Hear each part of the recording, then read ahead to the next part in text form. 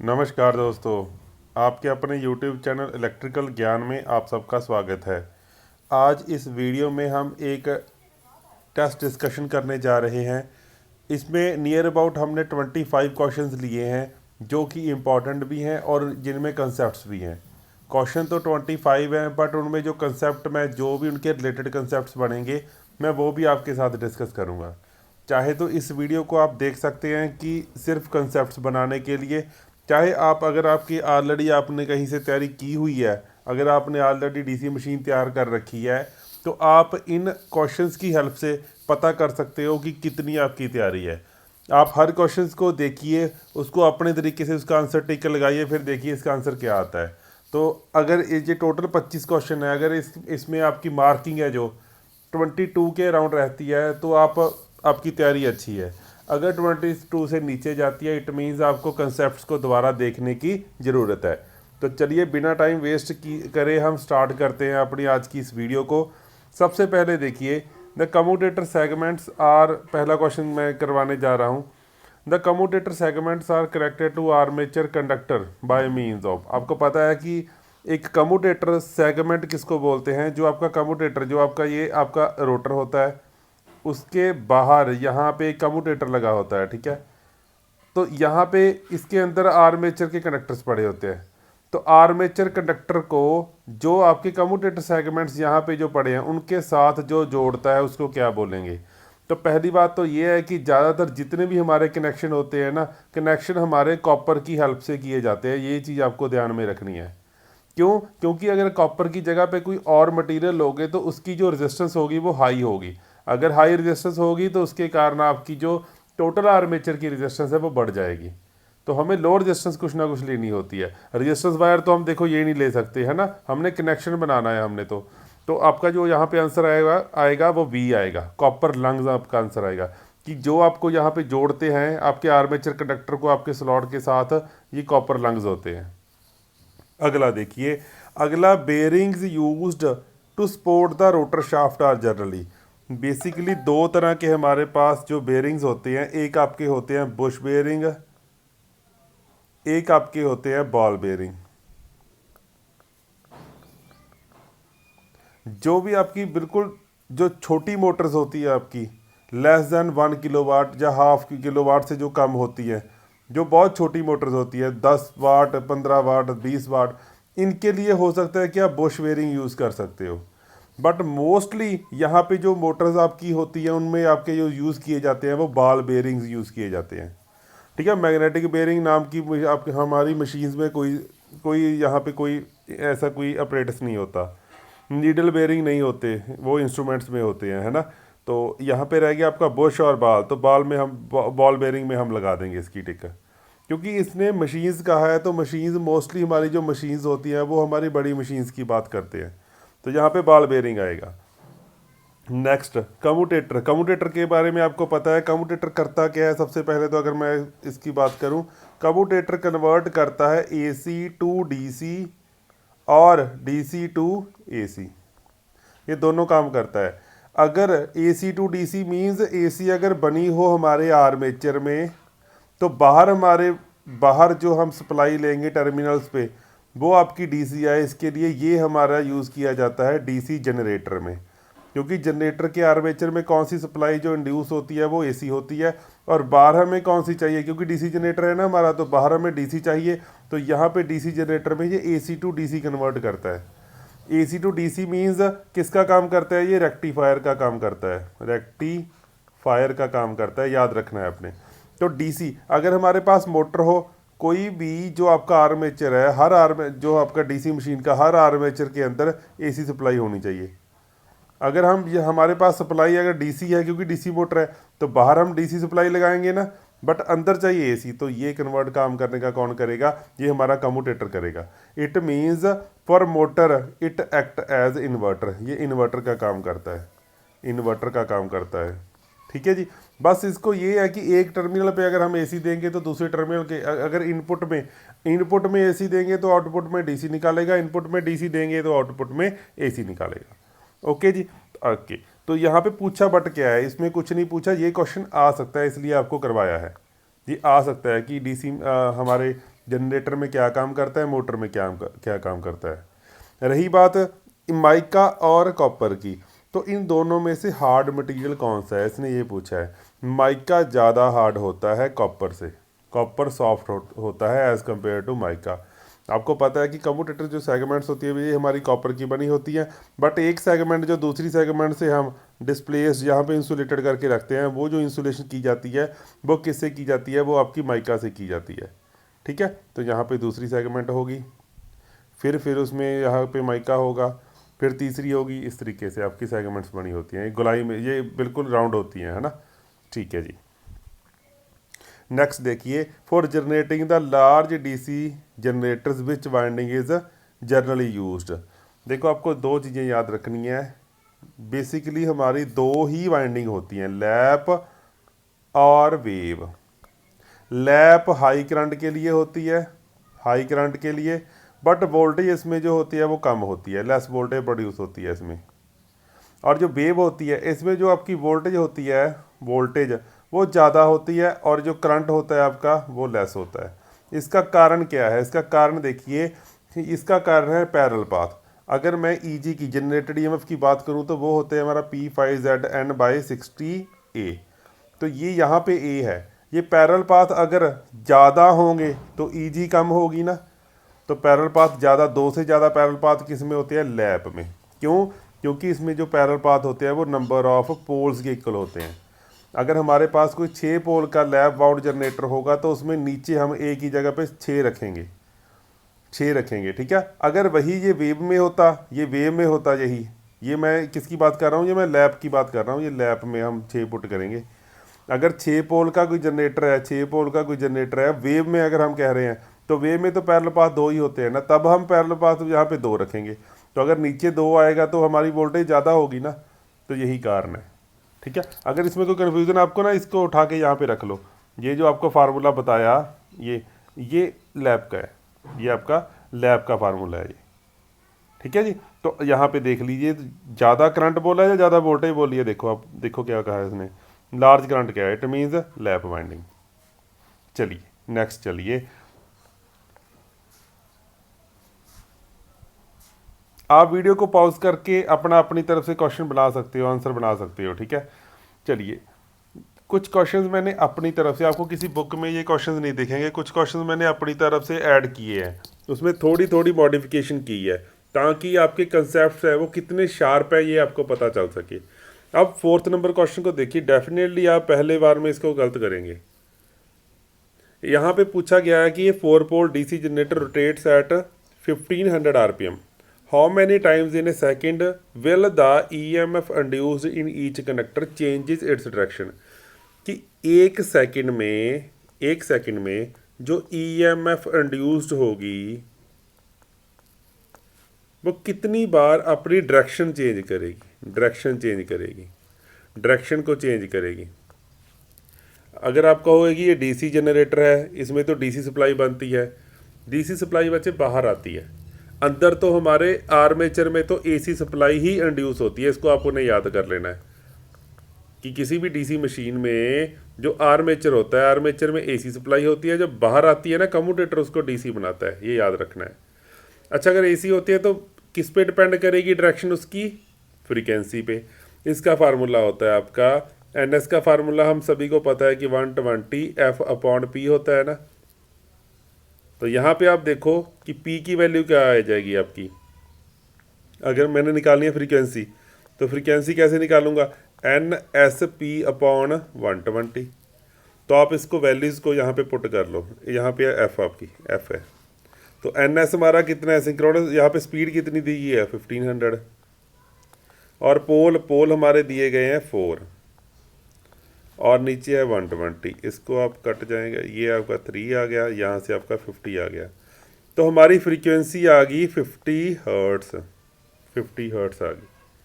तो ये आंसर हो गया आपका 50 हर्ट्स, कि 50 बार आपकी जो आपका करंट चेंज होगा, जो EMF इंड्यूस्ड होगी वो 50 बार चेंज होगी एक सेकंड में। तो ये आ जाएगा आंसर, नहीं ये नहीं आएगा जी। इसने ये नहीं पूछा कि कितने साइकिल्स बनेंगे, अगर इसने पूछा होता कि नंबर ऑफ साइकिल्स कितने बनेंगे, अगर इसने पूछा होता कि नंबर ऑफ साइकिल कितने बनेंगे एक सेकंड में, तब वो डेफिनेशन होती फ्रीक्वेंसी की, क्योंकि फ्रीक्वेंसी की डेफिनेशन क्या होती है, number of cycles generated in 1 second. पर यहाँ पे पूछा है कितनी बार इसने डायरेक्शन ईएफ इंड्यूस की डायरेक्शन चेंज हुई है। तो ये 2 बार एक साइकिल में, जैसे मान लीजिए ये आपका साइकिल है, ये आपका साइकिल है, तो एक साइकिल में 2 बार होती है, पहले पॉजिटिव फिर वो आपको नेगेटिव होता है, फिर पॉजिटिव फिर negative. It means half cycle में ये एक बार चेंज होती है डायरेक्शन। तो इसका आंसर बचे 100 आएगा, इसका आंसर 100 आएगा।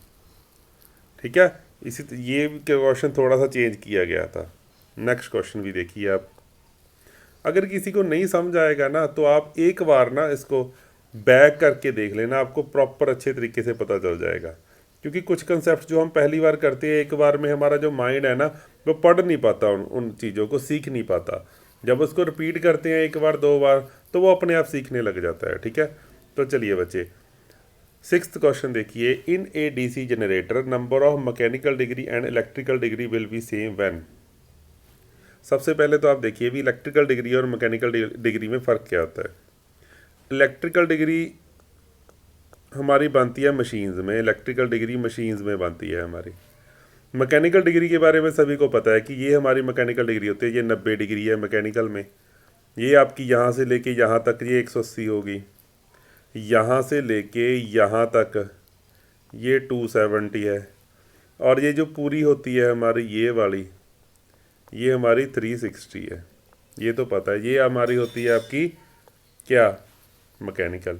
मान लीजिए आपके पास एक मशीन है, इसमें अब 4 पोल लगे हुए हैं, 4 पोल।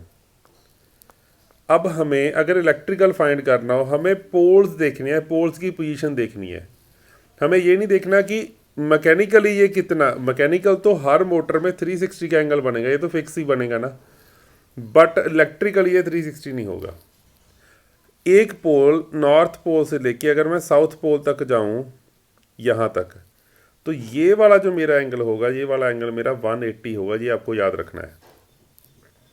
एक पोल से दूसरे पोल की दूरी को हम बोलते हैं, जिसको थोड़ा सा ज्ञान होगा इसके बारे में, हमारे वाइंडिंग कंसेप्ट्स के बारे में, उसको बोला जाता है पोल पिच। एक पोल से लेके दूसरे पोल की दूरी पोल पिच होती है, और पोल पिच द्वारा बनाया गया टोटल एंगल जो होता है हमारा वो 180 होता है।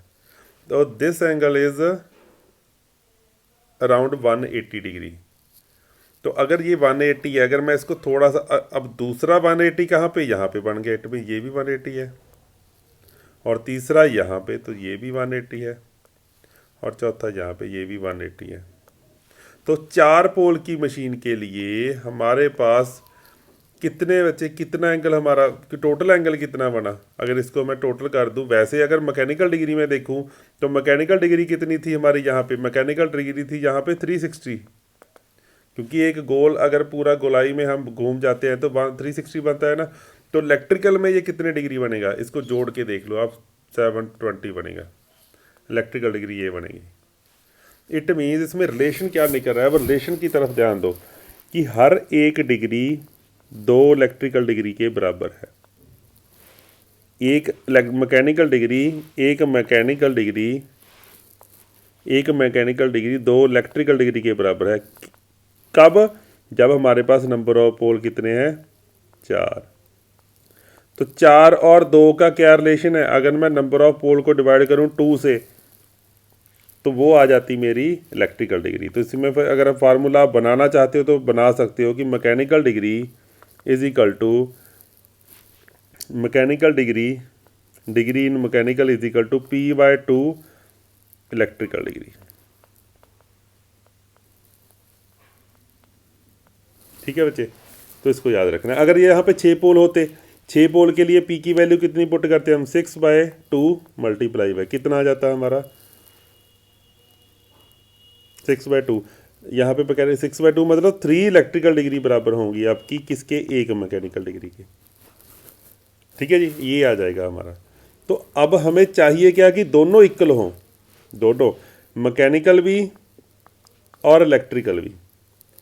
तो यहाँ पे मान लीजिए अगर 1 डिग्री है तो यहाँ पे P/2 करूँ, मेरी इसका आंसर कितना आना चाहिए, 1।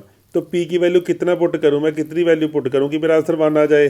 तो P की वैल्यू मुझे पुट करनी पड़ेगी 2। इट मीन्स अगर कोई मशीन 2 पोल की हो, इस तरीके से, ये देखो, एक पोल यहाँ पे, एक पोल यहाँ पे, तो यहाँ से लेके यहाँ तक टोटल एंगल 180, ठीक है, और यहाँ से लेके यहाँ तक एंगल 180, तो ये भी हो गया ना 360। तो इलेक्ट्रिकल डिग्री भी 360 होगी हमारी, हमारी मैकेनिकल डिग्री भी 360 होगी, और इलेक्ट्रिकल डिग्री भी 360 होगी। ओके, तो 2 पोल की मशीन के लिए अब हमें देखना है कि यहाँ पे कहाँ पे लिखा है कि 2 पोल, 2 पोल हमें ढूंढना है। यहाँ पे लिखा है, ये पूरा पढ़ना है बच्चे क्वेश्चन को। When the number of pole pair is 2, pole pair 2 मतलब पेयर, कितने पेयर हैं? 2 पेयर हैं। एक पेयर में कितने पोल होते हैं? 2, तो ये तो 4 बन गया बच्चे, ये आंसर नहीं है। हम जल्दी जल्दी में यही 2 देखेंगे और आंसर लगाएंगे। हमारा आंसर बनेगा पोल पेयर कितने हैं, कितने पेयर, पोल के पेयर कितने हैं। अगर एक पेयर में कितने पोल होते हैं? 2, तो हमें तो 2 से मतलब है, तो हमारा आंसर बनेगा ये वाला, ये वाला। When the number of pole is equal to pole pair, when pole pair is 1। अगर कहता कि number of pole is equal to, फिर 2 बोलते, फिर 2 आंसर आना था। अब हमारा आ जाएगा 1। तो मेरे ख्याल से ये क्लियर हो गया होगा आपको। गुड, चलिए आगे चलते हैं। In a DC generator polarity of interpole, interpole किसके लिए यूज़ किए जाते हैं? हमारे मेन पोल के बिना कुछ छोटे छोटे पोल लगाए जाते हैं हमारे, इनको बोला जाता है इंटरपोल। इंटरपोल की जो वाइंडिंग होती है वो क्या होती है? वो सीरीज़ में रखी जाती है। किसके? ये क्वेश्चन है बच्चे, मैं साथ में कम करवा रहा हूँ इसको। सीरीज़ में रखी जाती है किसके? आर्मेचर वाइंडिंग के। याद रखना है इसको। रखी कहाँ जाती है? ये इंटरपोल्स पे, यहाँ पे वाइंडिंग यहाँ पे की जाती है, और सीरीज़ में रखी जाती है आर्मेचर के। ये बात याद रखना है। दूसरा ध्यान रखना है कि इसका करती क्या है। ये इसका फंक्शन होता है to improve the commutation, to improve commutation, commutation को इम्प्रूव करने के लिए यूज़ की जाती है। तो इसकी जो पोलैरिटी होती है, आपको देखना क्या है कि इसकी पोलैरिटी क्या होती है। कम्यूटेशन की एक वीडियो है, बड़े अच्छे तरीके से कम्यूटेशन प्रोसेस को समझाया गया है, आप जाके चेक कर सकते हो चैनल में। तो यहाँ पे मान लीजिए अगर मैं जनरेटर की बात करूँ, तो अगर मेरा जनरेटर इस साइड घूम रहा है, तो ये अगर मेरा नॉर्थ पोल है, इसके पीछे वाला जो छोटा पोल होगा ये नॉर्थ होगा। उसी तरीके से अगर ये मेरा साउथ पोल है, ये मेरा, तो इसके जो पीछे पोल होगा ये मेरा क्या होगा? ये साउथ होगा। तो हमेशा जो पीछे वाला पोल होता है, इंटरपोल, पीछे वाला, मेन पोल से जो पीछे वाला पोल होता है वो हमारा सेम होता है। ठीक है जी। कहना इंटरपोल की बोल क्या रही है? इंटरपोल की पोलैरिटी क्या होगी? कहना ये same as that of main pole ahead. कहना इंटरपोल की पोलैरिटी सेम होगी, किसके सेम? जो आगे अहेड होता है, आगे, जो इसके आगे मेन पोल होगा उसकी पोलैरिटी के इक्वल पोलैरिटी आएगी, सेम पोलैरिटी आएगी। तो ये बात सही होगी ना। अगर यहाँ पे मोटर होती तो मोटर में हमारा उल्टा होता है। हमें क्या करना है? वहाँ पे हमारा नॉर्थ पोल, इसके आगे, इसके आगे, ये लो मैं बना ही देता हूँ। मान लीजिए ये हमारी मोटर है और इस साइड घूम रही है, तो ये हमारा मेन पोल नॉर्थ है, ये हमारा मेन पोल साउथ है, ये नॉर्थ है और ये हमारा साउथ है। इसमें जिस साइड ये घूम रही है ना मोटर, उस साइड हमारा पोल की पोलैरिटी सेम होगी, ये वाली, ये वाली। क्लियर होगी जी बात। तो मोटर में जिस साइड मोटर घूम रही है तो आगे रहेंगे, इंटरपोल आगे रहेंगे। इसमें आगे कौन है? मेन पोल आगे है, इंटरपोल पीछे है, सेम पोलैरिटी वाले। तो यहाँ पे आंसर आ जाएगा ए। ठीक है जी। नेक्स्ट चलिए, इन्हें डीसी मशीन क्रिटिकल रेजिस्टेंस क्या होती है? क्रिटिकल रेजिस्टेंस सारा फील्ड से डिपेंड है, फील्ड से रिलेट करती है कि अगर बाई चांस शंट मोटर में, बाई चांस शंट मोटर में बोल लो या जनरेटर में बोल लो आप, कि अगर लोड की रेजिस्टेंस अगर बहुत ज़्यादा कम हो जाए तो हमारा करंट है जो वो लोड की तरफ जाएगा, क्योंकि ये शॉर्ट सर्किट हो जाएगा। रेजिस्टेंस बहुत ज़्यादा हो जाएगी तो इस साइड ये शॉर्ट सर्किट हो जाएगा। तो हमारा IL current, load current increase हो जाता है, इसमें करंट जाना हमारा बंद हो जाता है, क्योंकि current always follow least resistive path. जिस रेजिस्टेंस पे ये हमारा करंट इस साइड जाना बंद हो जाता है उसको बोलते हैं क्रिटिकल फील्ड रेजिस्टेंस।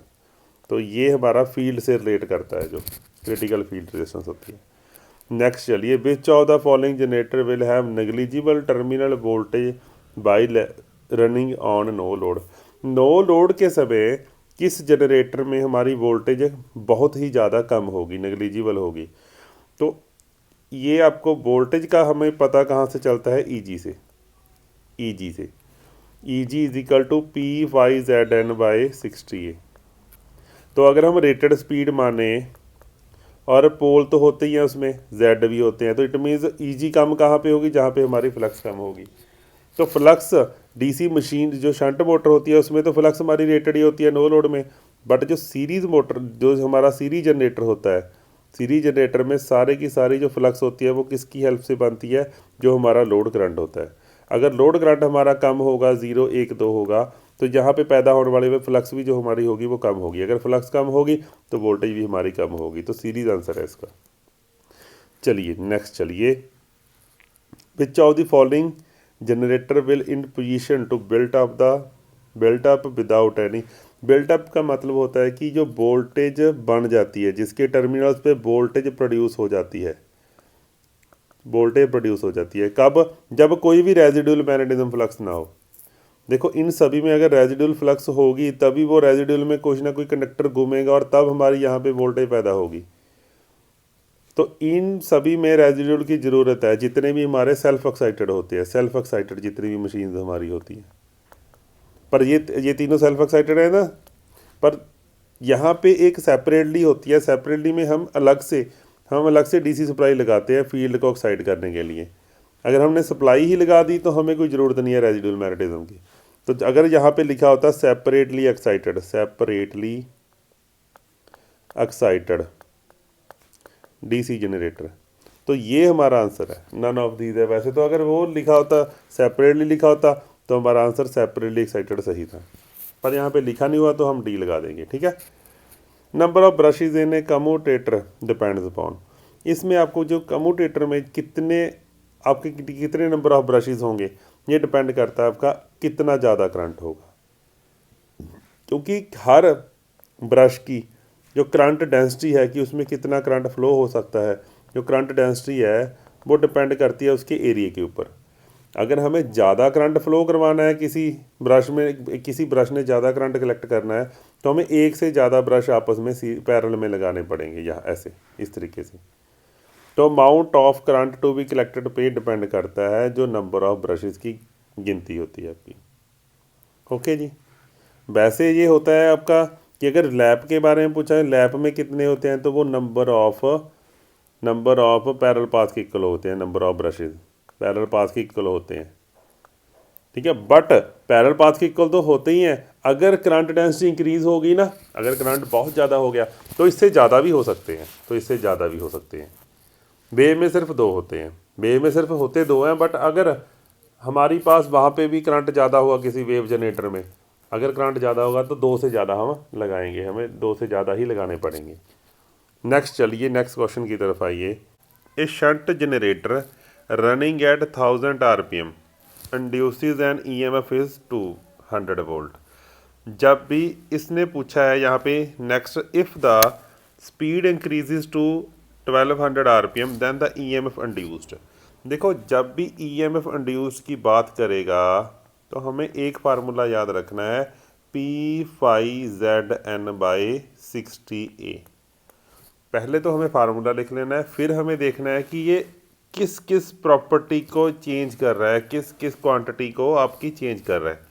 इसने एक ही क्वांटिटी चेंज की है, क्या, स्पीड। तो इट मीन्स EMF और स्पीड का जो रिलेशन है वो डायरेक्टली प्रोपोर्शनल है। इट मीन्स हम क्या करें कि E1 हमारी पैदा हो रही है जब हमारी N1 स्पीड थी, और हमें निकालनी क्या है, हमें नेक्स्ट अगली वोल्टेज निकालनी है अगर हमारी स्पीड चेंज हो जाए N2। डायरेक्टली प्रोपोर्शनल है तो हम सेम रखेंगे। तो हमारे पास पहले E1 हमारी कितनी थी, 200 वोल्ट पैदा हो रही थी जब हमारे पास टोटल RPM थे 1000। कितनी वोल्टेज पैदा होगी जब हमारे पास, ये लो, ये आपका बन गया। इसके बाद हम करेंगे इसको क्रॉस मल्टीप्लाई इस तरीके से, है ना। तो हमारे पास आ जाएगा 1200 मल्टीप्लाई बाय 200 डिवाइड बाय 1000। तो इससे ये कट गया हमारा, ये यहाँ पे आ जाएगी हमारी 240 वोल्ट। तो ये हमारा आंसर आ गया, ये देखो 240 वोल्ट। क्लियर होगी जी बात। नेक्स्ट चलिए, एक conductor is rotating in a magnetic field at which of the position do the maximum voltage occur. Maximum voltage occur होती है अगर हमारे पास कोई भी कंडक्टर में फ्लक्स लिंकेज अगर मैक्सिमम हो। फ्लक्स लिंकेज जब भी मान लीजिए अगर कंडक्टर कोई यहाँ पे पड़ा होगा ना, इस डायरेक्शन में, इस पोजीशन पे, तो हमारे पास जो maximum magnetic lines of force होगी नॉर्थ से साउथ के अंदर से होके जाएंगी, जो नॉर्थ से साउथ जाएंगी। तो अगर हम थोड़ा सा भी इसको हिलाएंगे ना, यहाँ से इस पोजीशन से हम इसको चेंज करके मूव करके इस पोजीशन में लेके आएंगे, तो ज़्यादातर जितनी भी लाइन इसके अंदर से जा रही सभी लाइन पे इफेक्ट पड़ेगा। तो मैक्सिमम कट कब होगा? जब हमारा conductor parallel to magnetic axis होगा। तो यहाँ पे पैरेलल वाली भी देखो, ये राइट एंगल है, ये पैरेलल नहीं है, ये 40 45 ये भी पैरेलल नहीं है, ये लॉन्ग द एक्सिस लिखा है, लॉन्ग मीन्स पैरेलल में, तो ये आ जाएगा हमारा आंसर। ओके, ठीक है जी। The poles of DC machine are often laminated.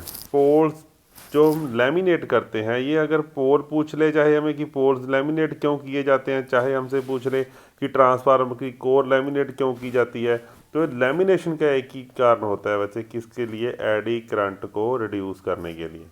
हमें क्वेश्चन में एडी करंट, ये रिड्यूस वेट, देखो A option pulsation loss, suppose करो हमें पता नहीं कि पल्सेशन लॉस क्या है। आर्मेचर रिएक्शन का कोई संबंध नहीं है इसके साथ, आर्मेचर रिएक्शन का कंपनसेटिंग वाइंडिंग होती है इसके लिए। तो आयरन का वेट कम हो जाएगा, नहीं होगा वेट कम। डिसिपेशन मोर हीट का कोई, ये तो ये किसके साथ है इसका रिलेशन, हीट डिसिपेशन का, ये तो सरफेस एरिया इंक्रीज करने से बढ़ेगी। तो एक ही हमारा आंसर है गया, रिड्यूस द पल्सेशन लॉस। अब इसको डिटेल में देखते हैं कि पल्सेशन लॉस होते हैं हमारे पल्सिस के कारण, पल्सिस के कारण जो पैदा होते हैं। पल्सिस मीन्स वोल्टेज कभी इंक्रीज हुई कभी डिक्रीज हुई, कभी इंक्रीज हुई कभी डिक्रीज हुई। तो ये इंक्रीज डिक्रीज होना क्या है? एसी सप्लाई, ठीक है, एसी सप्लाई। तो इसके कारण जो पैदा होंगे हमारे लॉस, वो हमारे क्या होंगे? जो एडी करंट होंगे। तो एडी करंट को कम करने के लिए हम क्या करते हैं? हमारे पोल्स को लैमिनेट करते हैं। अगर लैमिनेशन की आपसे थिकनेस पूछ ले कि कितनी होती है, तो वो 0.35 से लेके 0.5 mm तक होती है, mm, ठीक है जी। चलिए नेक्स्ट क्वेश्चन देखिए। In a DC machine the commutator should be always on rotor but it can not be on rotor, but it can be on rotor और स्टेटर। दोबारा क्वेश्चन पढ़ता हूँ कि एक डीसी मशीन में कम्यूटेटर हमेशा rotor पे रखा जाता है, जबकि वो स्टेटर पे भी रख सकते हैं, रोटर पे भी रख सकते हैं, बट हमेशा रोटर पे रखते क्यों हैं? रोटर पे ही क्यों रखते हैं? इसका कारण है कि जो हमारा कम्यूटेटर होता है ना, कम्यूटेटर का जो पूरा नाम है कम्यूटेटर का, क्या इसको स्प्लिट रिंग भी बोलते हैं हम, स्प्लिट रिंग। अगर कहीं पे पूछ लेना, आप कंफ्यूज मत होना इस नाम से। अगर स्प्लिट रिंग की बात करें, अगर ये स्प्लिट रिंग भी पूछ रहे हैं कम्यूटेटर, इसको हम बोलते हैं mechanical converter. Mechanical converter, converter क्यों बोलते हैं? क्योंकि हमने पहले ही क्वेश्चन में देखा कि मोटर और उसमें मोटर और जनरेटर में इसके डिफरेंट फंक्शंस होते हैं। एक में ये रेक्टिफायर का काम करता है, दूसरे में ये इन्वर्टर का काम करता है। तो इट मीन्स क्या है? मैकेनिकल कन्वर्टर मीन्स मैकेनिकली क्या? रिवॉल्व होकर ये कन्वर्ट करता है एसी टू डीसी।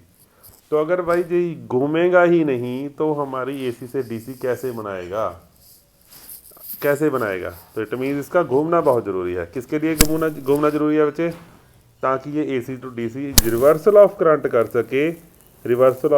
सके, अदरवाइज इसका रिवर्सल ऑफ करंट हमारा पॉसिबल नहीं होगा।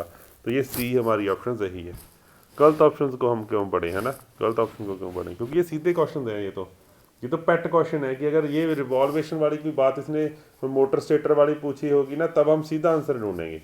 अगर कहीं पे दिया जाता है कि मान लीजिए हमारे पास फ्लक्स कितनी इंक्रीज हो जाएगी, तब हमें सारी ऑप्शंस पढ़नी पड़ती हैं। यहाँ पे तो पेट क्वेश्चन है, ये तो डीसी मशीन के पेट क्वेश्चन है। Next question, if the armature current is increase double of its previous value. देखो बच्चे, इसने पूछा है रिएक्टेंस वोल्टेज। रिएक्टेंस वोल्टेज आपकी होती है जो रिएक्टेंस वोल्टेज, ये डायरेक्टली प्रोपोर्शनल होती है। रिएक्टेंस वोल्टेज जो हमारी होती है directly proportional to load current होती है, और inversely proportional to commutation time होती है। कम्यूटेशन टाइम, ये याद रखना है आपको। कम्यूटेशन टाइम मीन्स आपको दोबारा ये वही देखना पड़ेगा। कम्यूटेशन जो हमारी कम्यूटेटर पे हमने वीडियो बनाई हुई है ना एक, वो आपको जरूर देखनी पड़ेगी, क्योंकि इसमें बहुत क्वेश्चन, आप देख लो कितने क्वेश्चन रिपीट हो गए आपके। इंटरपोल की पोजीशन होगी, ये हो गया, एक और हो गया क्वेश्चन, बड़े क्वेश्चन आते हैं इसमें। आर्मेचर रिएक्शन और कम्यूटेटर, ये तो बड़े ही इंपॉर्टेंट टॉपिक है डीसी के लिए। यही दो टॉपिक है, जब हम कहते हैं कि जो हमारा एग्ज़ाम है जो वो मुश्किल आ गया, वो टफ आ गया, तो यही तो दो टॉपिक है जहाँ से ये क्वेश्चन बना सकता है, बाकी तो सबने पढ़े ही होते हैं। वो कन्फ्यूजिंग है, जब बुक्स में वो अच्छे तरीके से समझ नहीं आते, पर मैंने वीडियोस में काफ़ी अच्छे से तरीके से समझाया गया है, उसमें काफ़ी अच्छे व्यूज़ भी हैं, उसमें 6K से ज़्यादा व्यूज़ आपको वहाँ पे देखने के लिए मिल जाएंगे। काफ़ी प्यार मिला है मुझे इलेक्ट्रिकल ज्ञान चैनल की, जो सबसे वो ट्रेंडिंग में वीडियो है वो, ठीक है, तो ज़रूर देखना उसको आप। चलिए, तो यहाँ पे इसने क्या किया, अगर लोड करंट इंक्रीज़ होगा तो लोड करंट के इंक्रीज़ होने से हमारे पास करंट इंक्रीज़ हो जाएगा ना, जो आपके कम्यूटेटर सेगमेंट में जाएगा। अगर करंट इंक्रीज़ होगा तो चांसेस ऑफ स्पार्किंग भी इंक्रीज़ हो जाएगा। तो इट मीन्स लोड करंट के इंक्रीज़ होने से हमारी वोल्टेज, रिएक्टेंस वोल्टेज इंक्रीज़ होगी। दूसरा, कम्यूटेशन टाइम, कम्यूटेशन टाइम जितना ज़्यादा होगा इट मीन स्पीड उतनी कम है, या फिर कैसे कह लो कि अगर स्पीड हमारी ज़्यादा होगी तो कम्यूटेशन टाइम कम होगा। तो जितनी स्पीड ज़्यादा होती है हमारी, उतनी हमारी बैड कम्यूटेशन होती है। बैड कम्यूटेशन, बैड कम्यूटेशन कब होती है, जहाँ हमारा कम्यूटेशन टाइम कम होता है। कम्यूटेशन टाइम होता है कि एक कॉयल में जो हमारा करंट है, ये ब्रश है और इस कॉयल से इस करंट को वो कलेक्ट कर रहा है, बाहर जा रहा है हमारा। तो जब ये आगे मूव होके यहाँ पे जाएगा, यहाँ पे, तो इसको कुछ समय चाहिए ताकि ये अपने अंदर, पहले इस जो यहाँ पे जो करंट था वो जा रहा था, अब इसमें जो करंट होगा आपका जिस भी डायरेक्शन में होगा, उसको कलेक्ट करने के लिए अपने अंदर इस ब्रश को, उस करंट की डायरेक्शन को चेंज करने के लिए कुछ समय चाहिए। तो ये समय कुछ ना कुछ होना चाहिए, अगर ये समय कम होगा तो हमारे पास स्पार्किंग आएगी। तो इसमें दोनों चीज़ें होगी बच्चे, देखो दोनों हमारी चीज़ें ये गलत आ गई, ये कॉन्सेप्ट कि करंट इंक्रीज़ हुआ, करंट इंक्रीज़ हुआ 2 टाइम्स, तो हमारी रिएक्टेंस वोल्टेज 2 टाइम इंक्रीज़ होगी। और वोल्टेज जो कम्यूटेशन टाइम है, ये बच्चे बोलता है कि हाफ हो गया। अगर हाफ हो गया तो TC/2 आएगा, ये भी हमारा ऊपर ही आ जाएगा, तो ये भी हमारा 2, तो टोटल इसका आंसर 4 आ जाएगा कि 4 टाइम्स इंक्रीज़ हो जाएगी हमारी रिएक्टेंस वोल्टेज, जो कि अच्छी बात नहीं है हमारे डीसी मशीन के लिए, ठीक है। आगे देखो, ये देखो, with increase in field excitation DC generator the it's generated EMF. देखो बच्चे, जब भी इसने जनरेटेड ईएमएफ की बात की, हमें कौन सा फार्मूला लगाना है, P5ZN/60A। किसके इंक्रीज होने की बात कर रहा है, फील्ड एक्साइटेशन के। फील्ड एक्साइटेशन का क्या मतलब होता है हमारा, फील्ड एक्साइटेशन का मतलब होता है फ्लक्स का इंक्रीज होना। अगर फ्लक्स इंक्रीज होगी तो ईएमएफ की होगी हमारी इंक्रीज होगी। तो इसमें आंसर एक तो ये इंक्रीज है, दूसरा इसमें भी इंक्रीज लिखा है। अब दोनों में से हम इसको देखते हैं, इसमें शॉर्ट लिस्ट करते हैं कि क्या आएगा आंसर। ये भी इंक्रीज है, इसमें लिखा है increase up to a limit then become constant.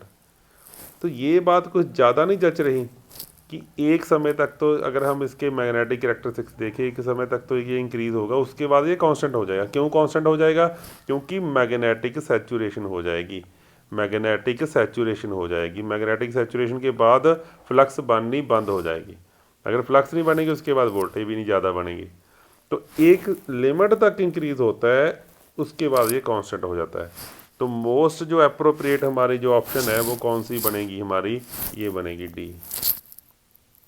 Okay जी, नेक्स्ट क्वेश्चन देखिए। इन्हें डीसी शंट जनरेटर सप्लाएंगे लोड। शंट जनरेटर की जब भी बात करेगा हमें शंट जनरेटर बना लेना है। ये लो, शंट जनरेटर में एक हमारा शंट, ये हमारा आर्मेचर है, यहाँ पे हमारा, ये हमारा लोड करंट, जहाँ पे कोई ना कोई रेजिस्टेंस लगी है, लोड रेजिस्टेंस। तो यहाँ पे जो करंट जा रहा है हमारा IL जा रहा है, यहाँ से करंट आएगा जो हमारा IA जाएगा, उसमें से कुछ जो करंट होगा आपका यहाँ इस साइड जाएगा, ठीक है। तो सबसे पहले हम देखते हैं कि इसने कहा कि लोड पे हमारे पास वोल्टेज, हमारे यहाँ पे पावर कितनी है 1.8 किलोवाट, और लोड पे हमारे पास ये शंट सप्लाएंगे लोड एट 200 वोल्ट। यहाँ पे वोल्टेज कितनी है बच्चे 200 वोल्ट। तो हमें सबसे पहले तो लोड करंट कैलकुलेट करना पड़ेगा कि लोड करंट क्या होगा, P/V।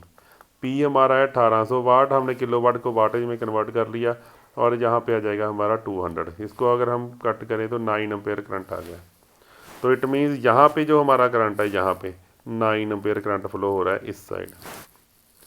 और देखो इसने क्या दिया, आर्मेचर एंड फील्ड। आर्मेचर की जो रेजिस्टेंस है 0.4 है, रेजिस्टेंस दी है इसने फील्ड की, ये जब वाली जो फील्ड है ना, इस यहाँ पे है हमारी 200 ओम। तो इस साइड भी जो करंट टोटल आएगा हमारा, कुछ इस साइड जाएगा कुछ इस साइड भी जाएगा ना, तो इस साइड कितना करंट गया ये कहाँ से पता चलेगा हमें? ISH की जो वैल्यू होती है वो होती है आपकी V, जो टोटल वोल्टेज यहाँ पे है आपकी, डिवाइड बाय RSH। तो वोल्टेज यहाँ पे क्या है पूरे टर्मिनल पे 200 और RSH कितना है यहाँ पे 200। तो 1 एम्पेयर करंट मेरा इस साइड जा रहा है, 1 एम्पेयर करंट मेरा इस साइड जा रहा है। इट मीन्स इस साइड अंदर से हमारा यहाँ पे करंट कितना आया होगा, यहाँ से यहाँ पे हमारा 9 इस साइड 1 इस साइड, टोटल करंट हमारा 10 एम्पेयर फ्लो हुआ होगा। तो इट मीन्स हमारे पास IA करंट की वैल्यू अब कितनी आ गई, 10 एम्पेयर आ गई। अब पूछिए इसने जनरेटेड EMF। अब हमें पता है कि क्योंकि ये एक DC जनरेटर है तो जनरेटर के टर्मिनल्स पे वोल्टेज ये कम होगी, अंदर वोल्टेज ज़्यादा होगी, क्योंकि हम बोलते हैं कि जो हमारे पास टोटल जो EG होती है, EG जनरेटेड EMF, उसमें से कुछ ना कुछ ड्रॉप हो जाते हैं, उसके बाद हमारे पास टर्मिनल वोल्टेज बचती है। या फिर हम कह सकते हैं हमें अभी निकालना क्या है, हमें निकालनी है EB। तो EG कैसे निकलेगी, EG इज इक्वल टू इस पूरी टर्म को हम इस साइड ले जाएंगे, तो ये जाएगा VT प्लस IARA। तो VT हमारी कितनी है, टर्मिनल वोल्टेज हमारी 200 है, आर्मेचर करंट हमारा 10 है, रजिस्टेंस हमारी RA 0.4 है। तो 0.4 को 4 से करेंगे, 0.4 को हम 10 से करेंगे तो हमारा जाएगा 4 प्लस 200, तो ये जाएगा 204 वोल्ट। ये लो, देखा बच्चे कितने आसान क्वेश्चंस हैं DC के, अगर आपने पढ़े हुए हैं, अगर आपने तो लैब बाउंड का नंबर, ये देखो वही क्वेश्चन आ गया कि लैब बाउंड में ब्रशेस कितने होते हैं। ब्रशेस बच्चे इक्वल होते हैं आपके, किसके इक्वल होते हैं, सेम होते हैं जितने नंबर ऑफ पोल्स होंगे या जितने नंबर ऑफ पैरेलल पाथ होंगे, एक ही बात है, पैरेलल पाथ होंगे, एक ही बात है। ठीक है जी, चलो आगे चलो। Wave wound DC machine has 400 connectors, 8 pole, voltage induce per connector is 2 volt. अब देखिए जब भी इसने वेव या लैब की बात की होगी, हमें सीधा जंप कर देना है पैरेलल पाथ पे। तो क्योंकि ये वेव बाउंड है तो हमें इसकी वाइंडिंग बनानी है रोटर की। ये इस रोटर में हमारे पास 2 पैरेलल पाथ होंगे, हम ये मान लेते हैं। देखो इसको क्वेश्चन को सॉल्व करने के लिए हमें एक डायग्राम बनानी पड़ेगी सबसे पहले, तो कि 2 पैरेलल पाथ होंगे, तो पैरेलल में हमने बना लिया। और टोटल जो हमारे कंडक्टर्स हैं ये 400 है, टोटल कंडक्टर्स हमारे 400 है। तो इट मीन्स 2 पैरेलल पाथ में अगर इसको डिवाइड करें, इट मीन्स 200 कनेक्टर यहाँ पे है हमारा, 200 कनेक्टर हमारा यहाँ पे है। तो पैरेलल पाथ तो यहाँ पे सिर्फ 2 ही हैं, तो इट मीन्स बाकी कंडक्टर्स कैसे रखे गए हैं, 200 कंडक्टर्स को सीरीज़ में रखा गया है आपस में। तभी हमारे पास 200 कनेक्टर अगर हम सीरीज़ में रखेंगे, जैसे इस तरीके से देखो, ये कनेक्टर और इसके साथ दूसरे वाला, ये इसको कनेक्टर बोलते हैं ना पूरा, एक ये कनेक्टर और दूसरा कनेक्टर, इस पूरे को एक टर्न बोलते हैं। तो दूसरा कनेक्टर, तीसरा कनेक्टर और चौथा कनेक्टर, इसको, ये पूरी कॉइल होगी हमारी, है ना। तो इस तरीके से इसको और इसको, ये दोनों हमारे, ये दोनों जो हमारी साइड है ये आपस में सीरीज़ हैं, सीरीज़ में है ये। तो सीरीज़ में हमारी वोल्टेज क्या होती है, हमारी ऐड होती है ना। तो इट मीन्स अब ध्यान से देखो, यहाँ पे 200 कनेक्टर हैं, अगर किसी देखो यहाँ पे आगे देखो क्या लिखा है, the voltage induce per connector, the voltage induce per connector is 2 volt. एक कनेक्टर पे जो वोल्टेज इंक्रीज जो हमारी इंड्यूस हुई है वो 2 वोल्ट हुई है। अब कितने कनेक्टर हैं सीरीज़ में, 200 कनेक्टर है ना सीरीज़ में। तो सीरीज़ में हमारी बैटरी में भी हमने देखा था कि हमारी जो वोल्टेज होती है वो प्लस हो जाती है। तो अगर कंडक्टर्स सीरीज़ में रखे हैं तो यहाँ पे भी वोल्टेज प्लस होगी। तो 200 कंडक्टर्स हैं, एक कनेक्टर पे वोल्टेज कितनी है हमारी 200। तो टोटल हमारी एक पैरेलल पाथ की कितनी आ गई 400 वोल्ट। यहाँ पे हमारी 400 वोल्ट इंड्यूस हो रही है, 400 ही ऊपर होगी 400 ही नीचे होगी, क्योंकि ये दोनों पैरेलल में है। तो टोटल हमारा जो आंसर आ जाएगा वो आ जाएगा 400 वोल्ट। तो क्लियर होगी जी बात। तो जब भी हमें लैप और वेव, ये हमें पैरेलल पाथ से ही स्टार्ट करना है हमने क्वेश्चन को, ये डायग्राम जरूर बनानी है। नेक्स्ट भी देखना, ये भी क्वेश्चन इसी से आएगा, ये भी देखो इसी से आएगा। ये इसने पूछा है कि number maximum minimum number of coils for a 400 volt 4 pole lap bound. हम सबसे पहले तो लैप की डायग्राम बनाते हैं कि इसमें 4 हमारे 1 2 3 और 4 पैरेलल पाथ हैं। फिर आगे हम फिर बढ़ेंगे। वोल्टेज कितनी है 400 वोल्ट है, ये भी हमें पता चल गया। अब देखिए, तो हर कंडक्टर, हर पैरेलल पाथ में वोल्टेज, क्योंकि पैरेलल में वोल्टेज सेम रहती है ना, तो हर पैरेलल पाथ में कितनी वोल्टेज है हमारी 400 वोल्ट 400 वोल्ट 400 वोल्ट और 400 वोल्ट। ये बात तो क्लियर होगी, ठीक है। नेक्स्ट अभी चलिए पूरा क्वेश्चन देखते हैं। The maximum voltage of 20 volt between the 20 volt ज़्यादा से ज़्यादा वोल्टेज जो हमारी segment to commutator adjacent commutator segment से जो ज़्यादा से ज़्यादा जो वोल्टेज हो सकती है हमारी 20 वोल्ट हो सकती है। मीन्स ये तो हमारे आर्मेचर कंडक्टर है, बाहर हमारा यहाँ पे ब्रश लगा हुआ है, तो ये किससे होके कनेक्ट होएंगे, ये यहाँ पे सेगमेंट्स रखी हुई होंगी। तो ये सारे की सारी वोल्ट एक पूरे सेगमेंट की वोल्ट 400 वोल्ट है, इसमें भी 400 वोल्ट है, इस पूरे सेगमेंट में भी 400 वोल्ट है। तो हर सेगमेंट कितनी वोल्ट, पूरे पूरे पूरे जो कम्यूटेटर है ये हिस्सा है जो, तो पूरे सेगमेंट को हमने कितने, पूरा अगर गोलाई में हम कम्यूटेटर को देखें तो हर पोल के हिसाब से हमारे यहाँ पे ये रखे हुए हैं ना, तो यहाँ पे भी कुछ ना कुछ, यहाँ पे भी ये देखिए ये पूरा यहाँ पे भी कुछ ना कुछ सेगमेंट्स होंगे, यहाँ पे भी होंगे, यहाँ पे भी होंगे और यहाँ पे भी होंगे। तो एक सेगमेंट टू सेगमेंट हमारी वोल्टेज कितनी हो सकती है, 20। तो एक सेगमेंट टू सेगमेंट वोल्टेज 20 हो सकती है। तो अगर टोटल वोल्टेज हमें बनानी है 400 और सेगमेंट टू सेगमेंट वोल्टेज हमें रखनी है कितनी, 20, तो हमारे पास टोटल जो हमारे सेगमेंट्स आ जाएंगे 20 सेगमेंट्स आ जाएंगे पर पोल कह लो, चाहे चाहे पर पैरेलल पाथ कह लो,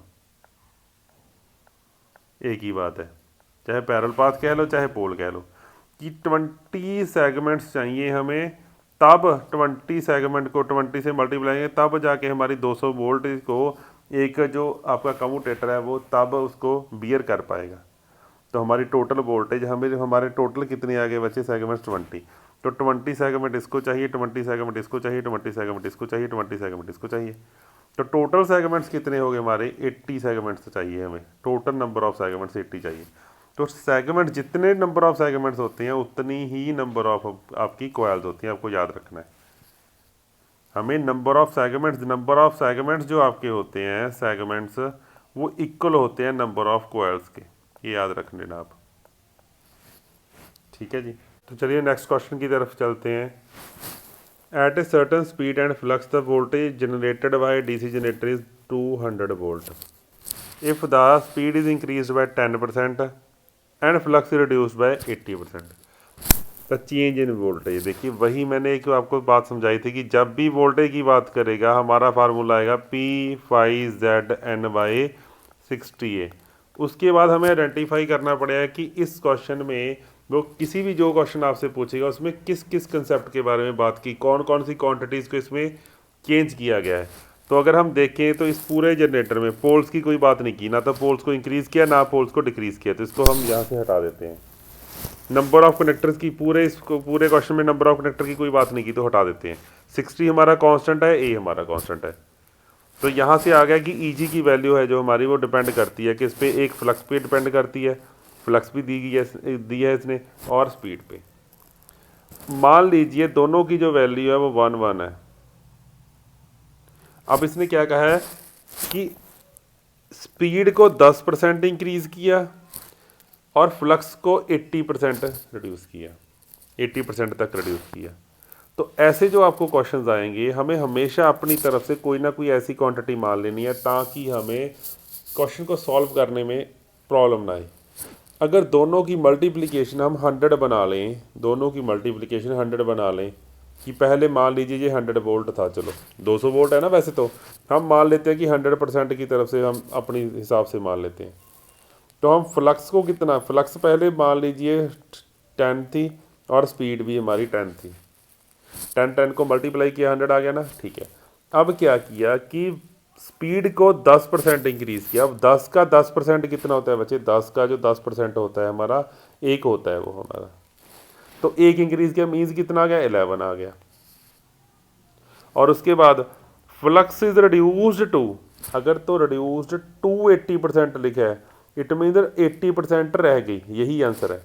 अगर रिड्यूस्ड बाय 80% होता तब हमारी रह जानी थी सिर्फ 20%, ये याद रखना है आपने। तो अगर रिड्यूस्ड टू अगर 2 आ गया तो मतलब ये यहाँ पर हम पहुँच गए, ये हमारा फाइनल डेस्टिनेशन है। तो 80% रहेगी, तो 80% में 10 का 80% कितना होगा, 8। तो अगर यहाँ पे हम दोनों को मल्टीप्लाई करें टोटल आंसर आ जाएगा हमारा 88 वोल्ट। जो हमारी पहले वोल्टेज 100 थी वो वोल्टेज कितनी रहेगी, 88 वोल्ट रहेगी, 88% रहेगी वोल्टेज यहाँ पे। तो कितने परसेंट कम हुई, 12%, 12%। तो ये हमारा आंसर आ जाएगा। अगर इसने पूछा होता, यहाँ पे तो परसेंटेज में पूछा है, अगर वोल्टेज में पूछा होता कि पहले 200 वोल्ट थी अब कितनी रहेगी, तो हमें करना था कि जब ये 100% थी तब कितना था हमारा 200, जब ये 88% रह जाएगी तो कितना आएगा। ठीक है, या फिर आप इसका 12% इसको लेस कर लो कि 200 का 12% देख लो कितना होता है। 200 का 12% कितना होता है, 24। तो 200 में से 24 आप माइनस कर दो, आपका जो आंसर आ जाएगा वो 176 आ जाएगा। यही आएगा ना। तो अगर वोल्टेज में पूछा होता तो 170 आंसर आता है, 176 परसेंटेज में पूछा है तो रिड्यूस्ड बाय 12% आएगा। ओके जी, चलो नेक्स्ट क्वेश्चन देखो, ये बड़ा इंपॉर्टेंट क्वेश्चन है। ये आपके जेबी गुप्ता में एक क्वेश्चन है इसका, जो गेट में बड़े बार रिपीट हो चुका है। उसमें थोड़ी सी वैल्यू जो है थी ना, क्योंकि बच्चे क्या करते हैं उसको रट्टा मार लेते हैं, उसको क्रैम कर लेते हैं। तो मैंने यहाँ पे रेजिस्टेंस भी चेंज की है, 2 ओम की है। उसमें आपका जो रेजिस्टेंस की वैल्यू दी गई है उसमें शायद ये इस 0.0015 दिया गया है, उसके बाद आंसर ऐसे कुछ करके दिया गया है ना। तो मैंने अपनी तरफ से ये क्वेश्चन चेंज किया है। आप इस क्वेश्चन को ध्यान से पढ़ो पहले तो, कि आर्मेचर रेजिस्टेंस है 4 पोल, 4 पोल लैप बाउंड। अब वही बात कि जब भी आपको पोल के बारे में बात करें, लैप के बारे में, आपने यहाँ पे पहले तो 4 बना लेने हैं यहाँ पे, फिर आगे हम क्वेश्चन को तो बाद में देखेंगे। क्वेश्चन की दिक्कत नहीं है, क्वेश्चन की जो फ्रेमिंग है ना, जो आंसर हमने जहाँ से स्टार्ट करना है तो फ्रेम कैसे करना है वो ज़्यादा इंपॉर्टेंट है। तो पहले हमें 4 ये बना लेने हैं। अब 4 पोल है, कहता क्या कह रहा है कि armature resistance, total armature resistance हमारी कितनी है, 2। इट मीन इन 2 टर्मिनल्स पे हमारे पास अगर हम कोई भी ओम मीटर लगा के देखें तो इस टर्मिनल पे हमारे पास जो इक्विवेलेंट रेजिस्टेंस है वो हमारी 2 ओम है। अब क्योंकि ये सारे जितने भी पैरेलल पाथ होते हैं तो उसकी रेजिस्टेंस तो सेम ही होती है, तो हमें हर एक पैरेलल पाथ की रेजिस्टेंस कैलकुलेट करनी है कि कितनी आएगी। क्यों, क्योंकि इसके बाद इस वाइंडिंग को हमें रीबाउंड करना है as a wave bound, wave bound बनाना है, इसको वेव में कनेक्ट करना है। तो वेव में कैसे कनेक्ट करेंगे, वैसे कैसे करेंगे वैसे, वेव में कितने पैरेलल पाथ होते हैं, सिर्फ 2। तो 4 रेजिस्टेंस को 2 में कैसे सेट करेंगे, 2 रेजिस्टेंस आपस में सीरीज लगाएंगे और सीरीज में लगाने के बाद उसको हम करेंगे पैरेलल में। जिसको हिंट पता चल गया अपने आप सॉल्व कर लें, वरना अगर किसी ने डीसी सर्किट नहीं किए तो मेरे साथ देखें।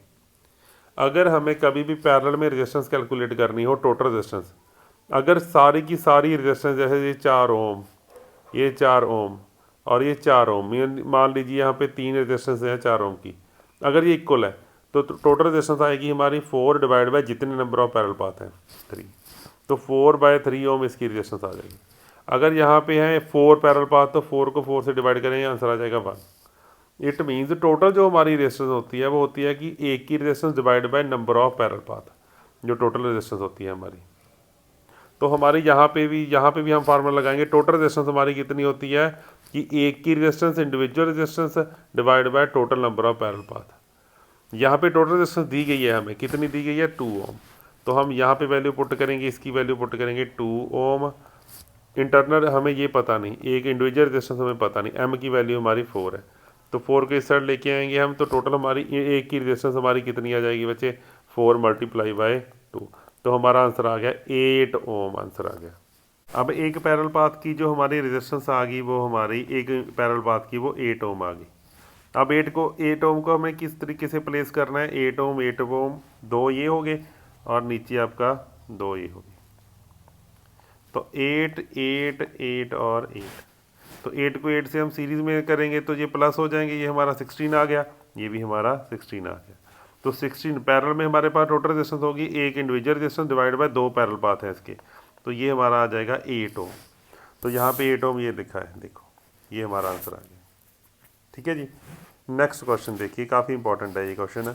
इन a DC machine armature MMF, armature MMF आपकी होती है आर्मेचर रिएक्शन।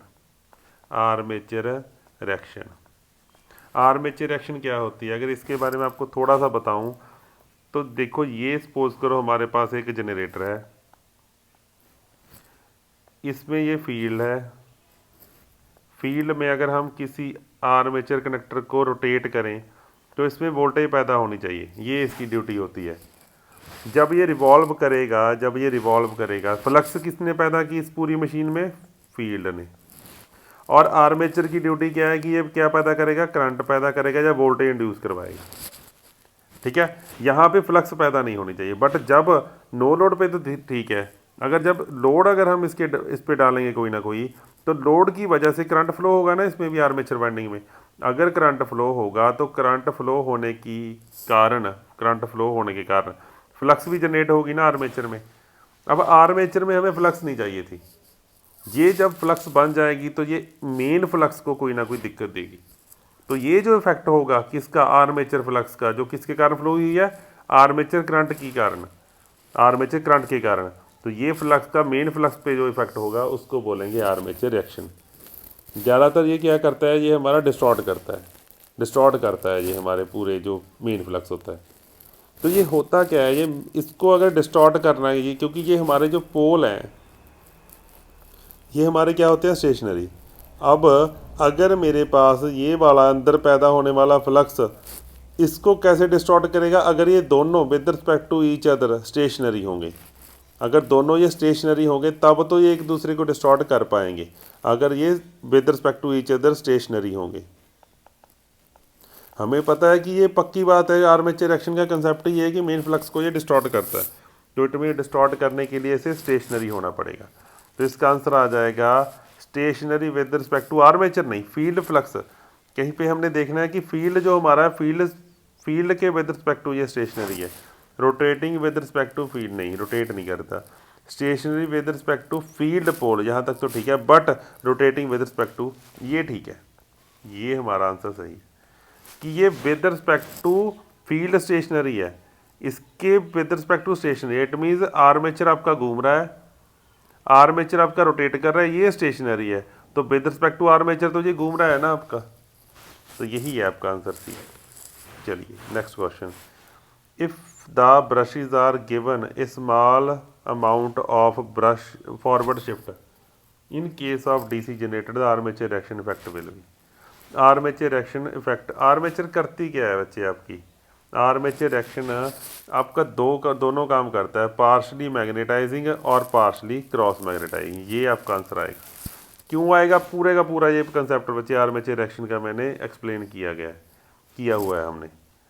ठीक है, आपको यहाँ पे इस क्वेश्चन में आपको याद रखना है, क्या याद रखना है, इफ़ द ब्रशेज आर, देखो अगर हमें एक मेथड होता है आपका आर्मेचर रिएक्शन को इम्प्रूव करने के, कुछ मेथड्स होते हैं, उसमें एक मेथड है आपका ब्रश शिफ्ट का, कि अगर लोड इंक्रीज होगा हमें ब्रश शिफ्ट करके हम आर्मेचर रिएक्शन के कारण पैदा हुई जो भी हमारी स्पार्किंग होगी उसको कम कर सकते हैं। ये ब्रश शिफ्ट भी डिपेंड करता है कि मोटर में करना है या जनरेटर में करना है। तो अगर तो ये जनरेटर होगा तो जनरेटर के केस में तो इन द सेम डायरेक्शन करेंगे जिस साइड हमारा जनरेटर घूम रहा है। और ब्रश शिफ्ट जो मोटर के केस में करेंगे तो मोटर के केस में ऑपोजिट डायरेक्शन में करेंगे, जिस साइड हमारी जो मोटर है वो रिवॉल्व कर रही है, तो ऑपोजिट साइड हम ब्रश शिफ्ट करेंगे। तो ये भी क्वेश्चंस हैं अपने आप में, ये भी आपको याद रखने। तो ये पूरे का पूरा टॉपिक था हमारा जो टेस्ट था। तो अगर आप इसमें आप अपने नंबर कैलकुलेट कर लेना, अगर आपके 20-22 से ज़्यादा आते हैं तो आप नेक्स्ट सब्जेक्ट की तरफ मूव कर सकते हैं, अदरवाइज इसको दोबारा पढ़िए। थैंक यू बच्चे, thank you very much video को देखने के लिए। आपका प्यार अगर इसी तरीके से मिलता रहेगा जैसे कि अब मिल रहा है तो डेफिनेटली हम वीडियोज़ आपके लिए लेके आते रहेंगे। ठीक है, थैंक यू बच्चे।